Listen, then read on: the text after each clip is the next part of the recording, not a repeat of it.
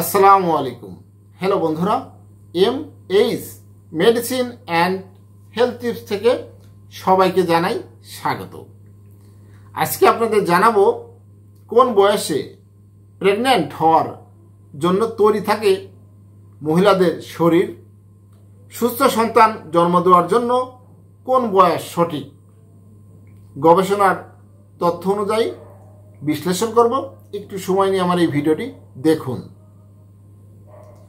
সুস্থ সন্তান প্রসবের জন্য মেনে চলুন বিশিষ্ট চিকিৎসকের সহজ কিছু পরামর্শ। আপনার শিশুকে সুস্থ ও স্বাভাবিকভাবে প্রসব করাতে চাইলে প্রথমে আপনাকে মানসিকভাবে প্রস্তুতি নিতে হবে। সুস্থ সন্তান প্রসবের জন্য মেনে চলুন সহজ কিছু পরামর্শ। সুস্থ ও স্বাস্থ্যবান সন্তান জন্ম দেওয়ার প্রত্যেক গর্ভবতী মায়ের ইচ্ছা, আর স্বাভাবিক প্রক্রিয়াকেই সুস্থভাবেই নবজাতক পৃথিবীর আলো দেখুক সব নারী চান। কিন্তু অনেক ক্ষেত্রে দেখা গেছে বেশ কিছু ভুলের কারণে গর্ভবতী মহিলা সুস্থ এবং স্বাস্থ্যবান সন্তান জন্ম দিতে পারেন না। এই জন্য পরবর্তী সময়ে নানান সমস্যা পড়তে হয়। একটা সুস্থ ও স্বাস্থ্যবান সন্তান প্রসব করতে চাইলে করণীয় কি, সেই সম্পর্কে বিস্তারিত জানিয়েছেন একজন বিশেষজ্ঞ ডাক্তার শ্যামল কুমার বিশ্বাস। আপনার শিশুকে সুস্থ ও স্বাভাবিকভাবে প্রসব করাতে চাইলে প্রথমে আপনাকে মানসিকভাবে প্রস্তুতি নিতে হবে। তবে মেয়েদের গর্ভধারণের উপযুক্ত বয়সের দিকে লক্ষ্য রাখা অবশ্যই দরকার।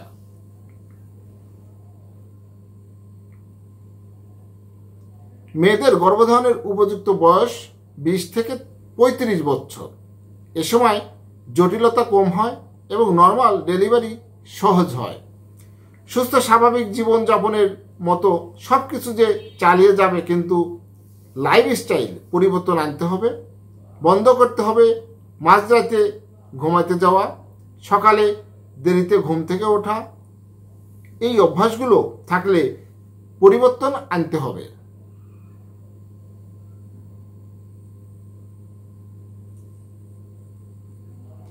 নিয়মিত শারীরিক ব্যায়াম, এক্সারসাইজ, নিজেকে ফিট রাখা প্রয়োজন।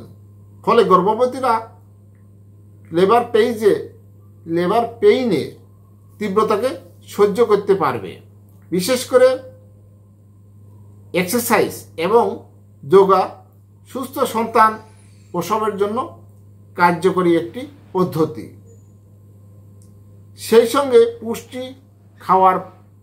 পুষ্টি খাবার খাওয়ার পাশাপাশি আয়রন, ফলিক অ্যাসিড খাওয়া খুবই প্রয়োজন। ব্যায়াম করতে হবে, আপনার পুষ্টিকর খাবার খেতে হবে, আপনার আয়রন, ফলিক অ্যাসিড খাওয়ার প্রয়োজন। হ্যালো বন্ধুরা, আপনারা যদি এসব নিয়ম মেনে চলেন তাহলে অবশ্যই সন্তান ধারণ ক্ষমতা বৃদ্ধি পাবে। আমার এই ভিডিওটি যদি ভালো লাগে, নতুন কোনো ভিডিও পেতে আমার চ্যানেলটি এখনই সাবস্ক্রাইব করে রাখুন, লাইক, কমেন্ট, শেয়ার করুন। সুস্থ থাকুন, ভালো থাকুন। আজকের মতো বিদায় নিচ্ছি।